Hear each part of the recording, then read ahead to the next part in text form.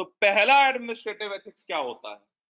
Ethics, as far as administration is concerned, shall mean when a civil servant pledges himself to. Ethics, जब administration की हम बात करते हैं तो एथिक्स का मतलब क्या है? जब सिविल सर्वेंट अपने आप को इन चीजों के लिए कमिट करता है, और सबसे पहली चीज क्या है? Uphold the rule of law. यतो धर्मस्य ततो जयः।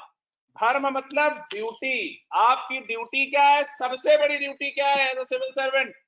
Upholding the rule of law. क्योंकि आप हो क्या? आप रूलर हो। रूलर मतलब जो रूल को इंप्लीमेंट करने वाला है।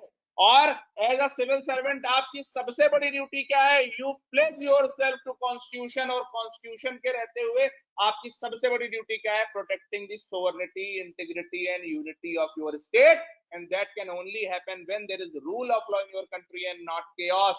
आर्टिकल 14 का जो रूल ऑफ लॉ है, और बिना आर्बिट्ररी हुए जो रूल ऑफ लॉ है, जब वो रूल ऑफ लॉ आप इंप्लीमेंट करोगे, only then you can say that I am doing my duty with utmost devotion. Number 1। Number 2, दुनिया की कोई केस स्टडी आ जाए भाई साहब, कोई भी केस स्टडी आ जाए, आप कहीं डीएम हैं, कहीं दंगे हो रहे हैं, आप कहीं एसपी हैं, दंगे हो रहे हैं, आप कहीं नक्सली एरिया में हैं, आपको पकड़ लिया गया है, आपके किसी कलीग को पकड़ लिया गया है, आप कहीं पर काम कर रहे हैं, वहां कोई सीवेज कोई नदी में छोड़ रहा है, आप किसी डीआरडीओ के डायरेक्टर हैं, वहां पे कोई मिसाइल के सीक्रेट बेचे जा रहे हैं, दुनिया को न कुछ भी आ जाए,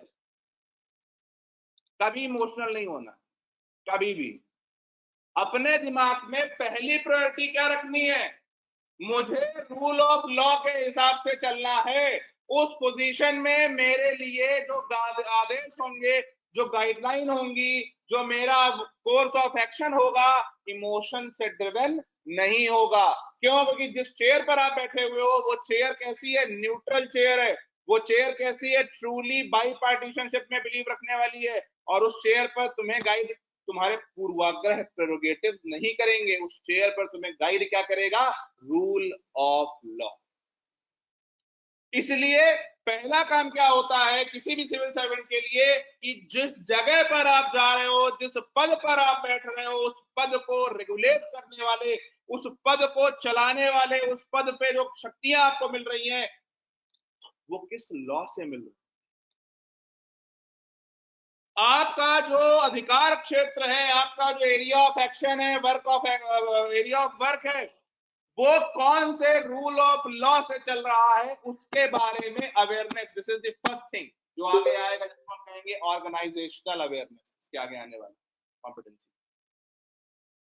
पहला आपने क्या किया? आपको ये पता होना चाहिए कि भाई मैं डीएम हूं या मैं ट्राइबल डिपार्टमेंट का सीईओ हूं, और मेरे पास में ये 8 एक्ट्स हैं। इन 8 एक्ट्स में मुझे ये पावर दी गई है। उसके बाद इन 8 एक्ट्स पर गवर्नमेंट ने ये रूल्स बनाए हैं, जिन रूल्स में मुझे ये पावर दी है, आई